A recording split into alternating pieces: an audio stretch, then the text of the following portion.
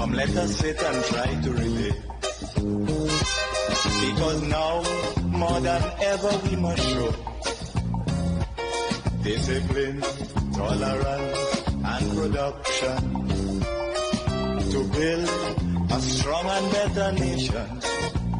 I say that is the main foundation. So come, let us work hand in hand, because this is our land. Come, my brother, come, my sister, and let us build a nation together. All right, everybody, and welcome back. We begin here this morning. All schools will be ready. This is the assurance of the Ministry of Education that says all primary and secondary schools that are undergoing repairs will be ready for the opening of the new school term on Monday. So in a release yesterday, the ministry said all 279 government and government-assisted primary and secondary schools selected for extensive upgrades under the Vacation Repair Program will be fully prepared to welcome students and staff for the start of a new academic year, 2025-2026. Also, yesterday, I heard that the president of the Trinidad and Tobago Unified Teachers Association, Mr. Martin Lumpkin, saying, well, here's what. That teachers are ready to return to the classroom. So, well, we do have the gentleman on the line this morning. President Lumpkin, I see you're smiling. That's good news for us. And good morning, Mr. Hopkinson. Good morning, Trinidad and Tobago. Lovely day today. Yeah. Thank you for having us on your course, program. Mr. Lumpkin. Well, you know, as I usually tell you every year at the beginning of the new school term, we always have a conversation over the past few years about the state of affairs concerning the reopening of the new school term. Of course, I see that the Education Minister is saying, well, all seems to be in place. And I heard you last evening speaking to my colleague there saying, well, here's what, teachers are ready and raring to go. What's the situation this morning? As of our information, we did have a conversation with the Honorable Minister a couple of days ago, and he did assure us that all schools would be ready. There were some schools that are not complete as yet, but they will be ready for reopening. And we are quite pleased that this situation allows for the smooth reopening of school. Let me put on record, as I've always put on record, it brings no joy to Ttuta to have any schools not reopening, to have no children in a classroom or any teacher there before them at the start of the academic year and the start of any term. And the feedback that we're getting is quite positive in terms of the reopening. And as you would have indicated, teachers are always raring and ready to go and to perform their duties and to have the teaching learning process being enhanced and continuing without any sort of disruption. Our educators don't like to have that sort of disruption and having, extra pressure being placed on them as it relates to infrastructure, health and safety. And I know that they are looking forward to meeting their new charges come next week, Monday. They are to report on duty Thursday and Friday of this week to start the planning process for the new academic year. But they are ready to go, and they are hopeful that they will get the schools at a state where it can facilitate the teaching learning process properly. Yeah. Would you agree then that there has been a benefit with the position that would have been taken by the Education Ministry to say, well, here's what, let's not begin the new school term at the beginning of September, but let's take 1 week again to finish all of the refurbishment works and so on. So again, there has been a benefit to this, and you have seen the results of this delay, if I could put it that way. Yes, and we do agree with the Ministry of Education when it came to the use of that extra week to help for the preparation. And the feedback we're getting as well from our educators is that they enjoy the extra week away from the classroom so that they are also rejuvenated properly and they are raring and ready to go. And so we look and see how that goes for the next academic year. Yeah. I want to just reflect a little bit on some of the conversations that we would have had in the past, and I want to put it into today's context, because in the past I would have discussed with you and your representative in Tobago, Mr. Roberts, and at that time we would have discussed electrical problems, we would have discussed pigeon infestation, rodent infestation. Did I say electrical problems? I think I did. Roofing problems, leaking problems, sewage problems. So is it that as we speak right now, you feel that these issues that I would have raised and were issues in the past, you believe as the new school term begins next week, you feel that they're, well, I think on the scale that those things would have happened before, you feel that it is not going to happen on that scale this time around?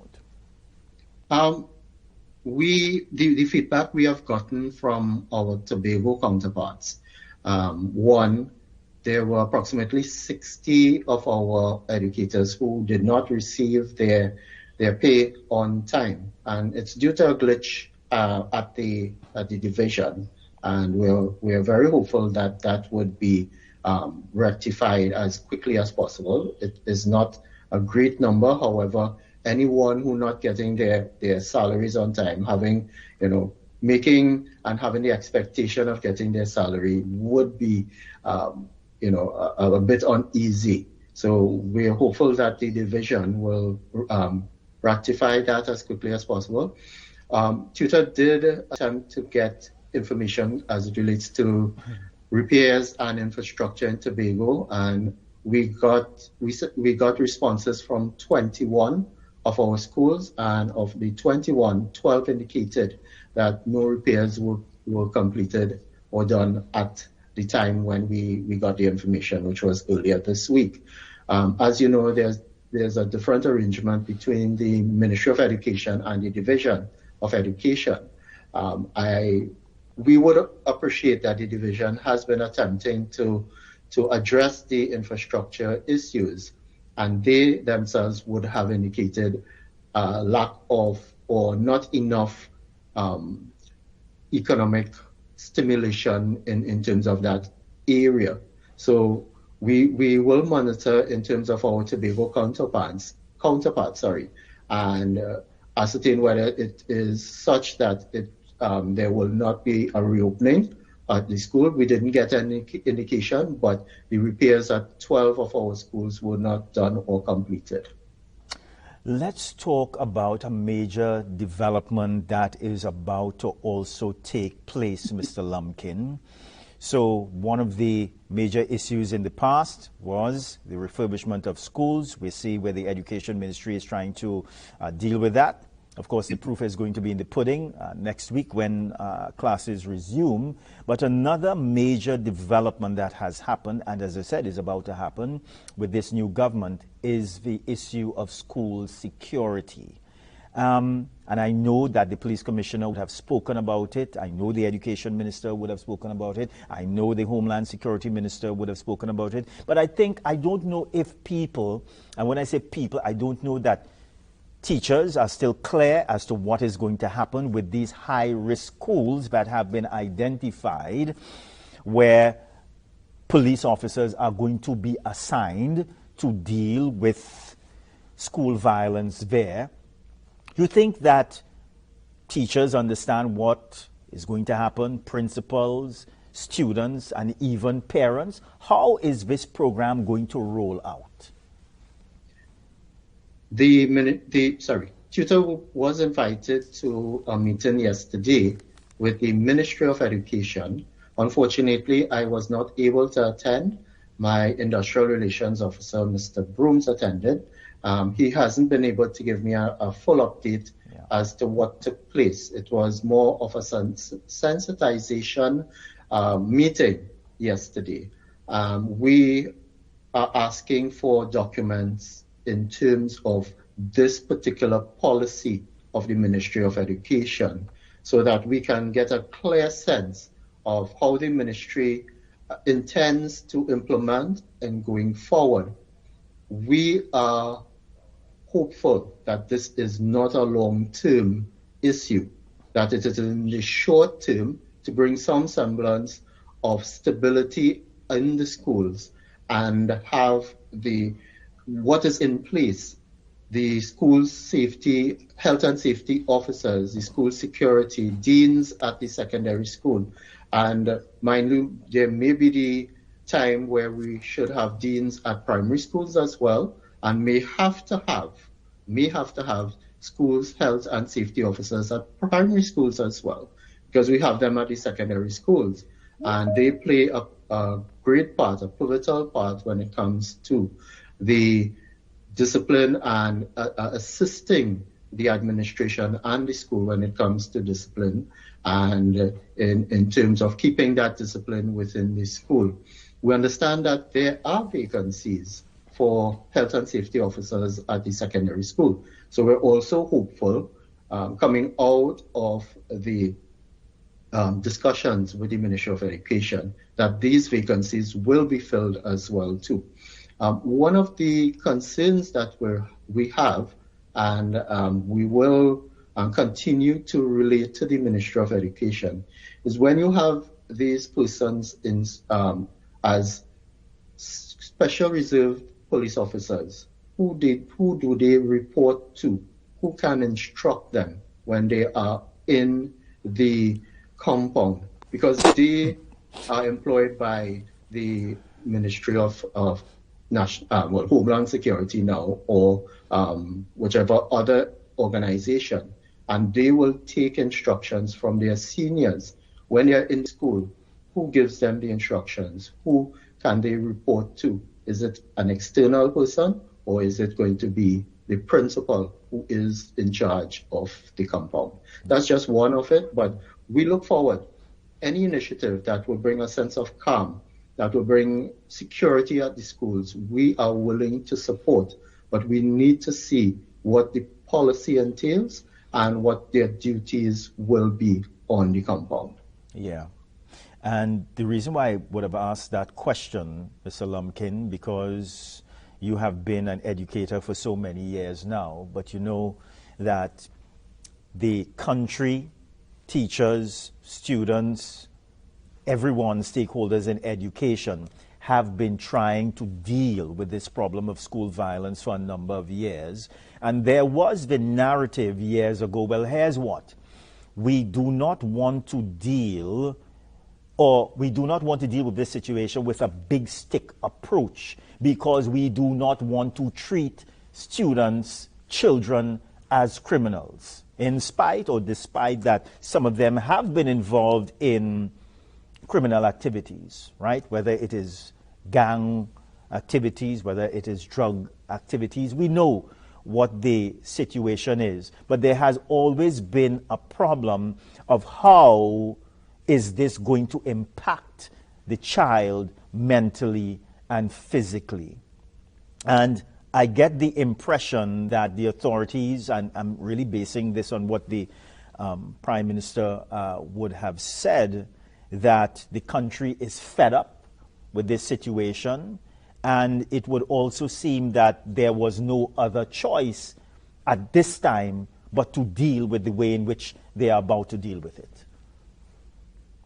And we agreed with the Honorable Prime Minister that action needs to be taken in terms of interventions.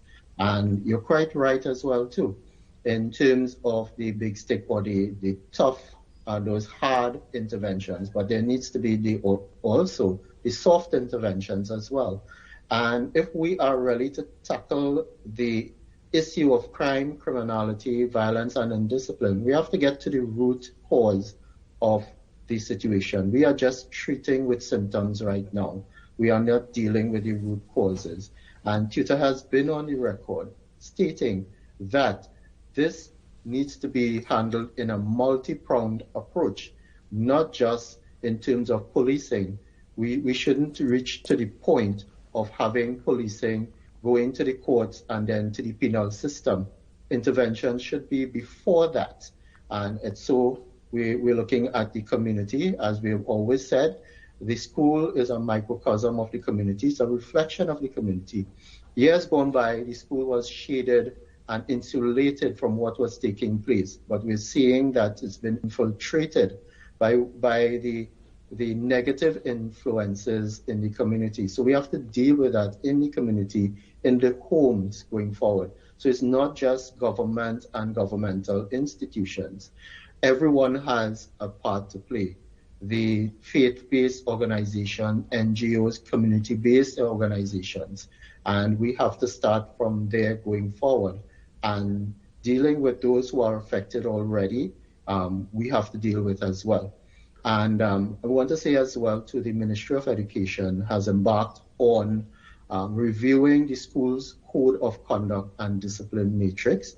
They have sent us a copy and asked for input. We are in the final stages of sending that into the Ministry of Education, but it is also one of the areas that they are looking at.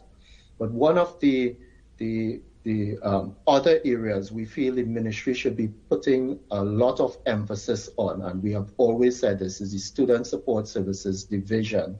They are understaffed, under-resourced. We need to have more of the guidance and social workers and even special ed teachers, and the support that psychologists, child psychologists can give to the schools as well. So we're hopeful that the Ministry of Education will look into this in order to give as much support as possible to our nation's schools, to our educators, so that we can have the tools necessary to deal with it within the school environment, and that the government will also deal with the issue outside of the school environment. Yeah.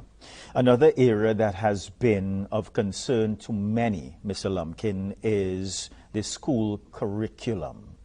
Does Ttuta have any concerns about the school curriculum, or has Ttuta engaged in any discussion with the Education Ministry or the Education Minister about the school curriculum? And I want to put it in this context, that some people believe that the school curriculum has failed many young people in Trinidad and Tobago and has had the effect really of putting them on the garbage heap, because of the way that this curriculum is structured, quite academically. And some people believe that there has to be a review. Is there, or does Ttuta have any concerns about the school curriculum at all, or are they satisfied with the way that it has been configured? I see you smiling. Yes, because Ttuta at every opportunity meeting with the Ministry of Education, and we are also hopeful that we can have our monthly meeting with the Permanent Secretary. We have written, when we met with the Honorable Minister and his team, there was commitment by the Honorable Minister to meet termly and the Permanent Secretary to meet monthly, so that we can have engagement and we can bring to the fore and get resolved to some of our long-standing issues. We have always made the point to the Ministry of Education that the curriculum is an evolving issue, and we must always have meaningful review. We can say at the primary school, it is packed.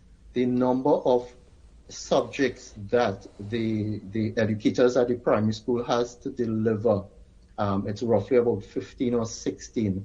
And it is what the primary school educator is a specialist, have to deal with all of the subject areas. At the secondary, they are general practitioners, and at the secondary, they are specialists. They teach their particular subject area. And so at the primary level, there are so many subjects that the educator has to deliver on a daily basis, about 8, and then total is about 15. So it's really, really overloaded, not only for the educator, but for the students as well. And we have always made that point at the secondary level as well too, that there needs to be that ongoing professional development to bring and so it's both primary and secondary, to bring our educators to the point where they have the tools necessary to not only deliver the curriculum, not only teach the curriculum, but teach the student. It should be student-centered. And we see the results of CSEC in terms of mathematics, and the Honorable Minister has has admitted that we need to do some work in terms of mathematics. But in terms of curriculum, it also has to be relevant to the needs of the country as well too. We can't just have these traditional subject areas for the sake of having it. We have to look at what is best for national development. And that brings us to the point of the technical vocational areas. Over the years, we have seen a decline, even to almost nil in some schools, the technical vocational. And the Ministry of Education has employed on a contract, and we hope this is short-term and not continued contract labor. The Honorable Prime Minister spoke about moving away from contract labor, and we're quite pleased to hear that, because at the ECCE level as well, all of our educators there are on contract. So we're looking forward to the filling of those vacancies permanently. But at the TVET level, we see that there was the hiring of assistant instructors. Now that in itself brings some questions, but if we can get the engagement in the TVET area and boost this particular sector of the education system, then we believe it will positively impact on our nation.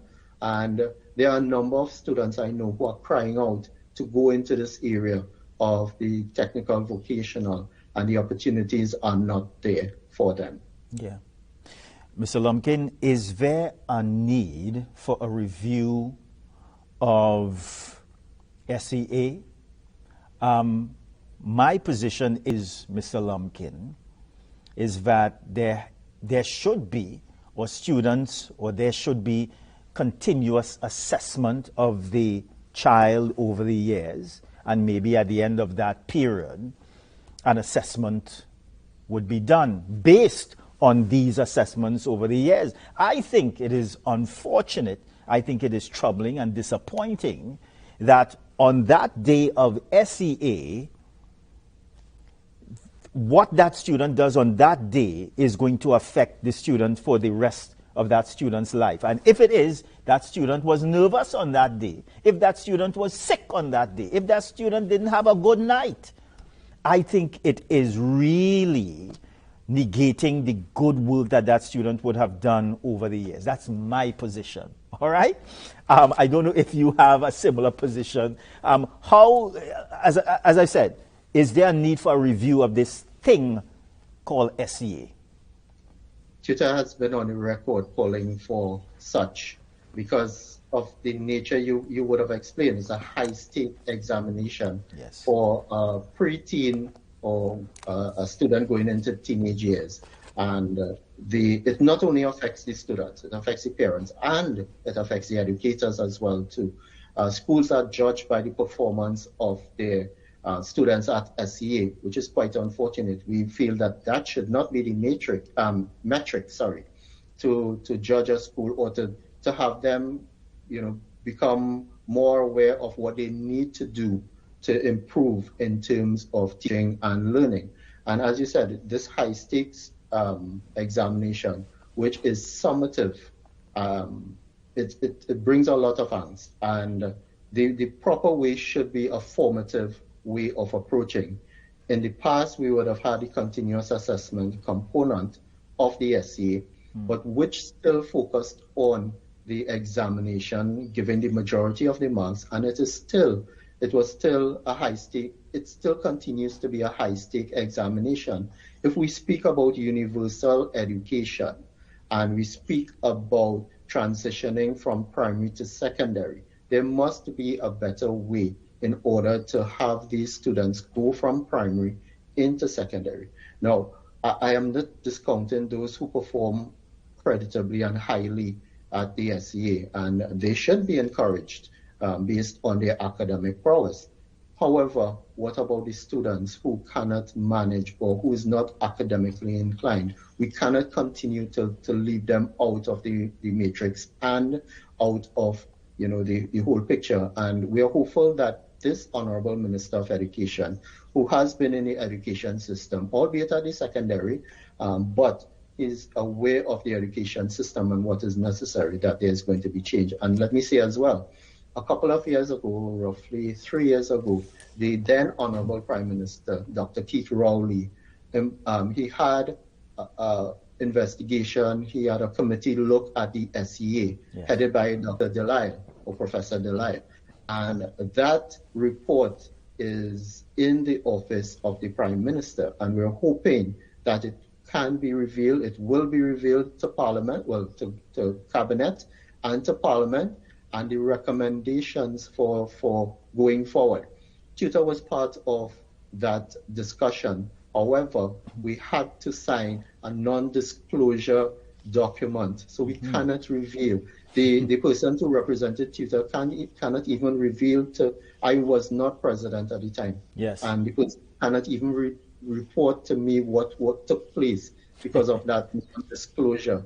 So it's there. Yes. The report is, we're hoping that it can be revealed and the recommendations going forward.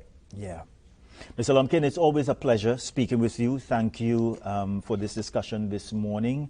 You have again given us a lot to think about, and we thank you and appreciate the discussion that you would have had with us this morning. Take care, sir. Bye for now. Bye, and thank you. Anytime, call on us. We will be there. All right, sir. Bye for now. We're going to a very short break, everybody. Stay right there.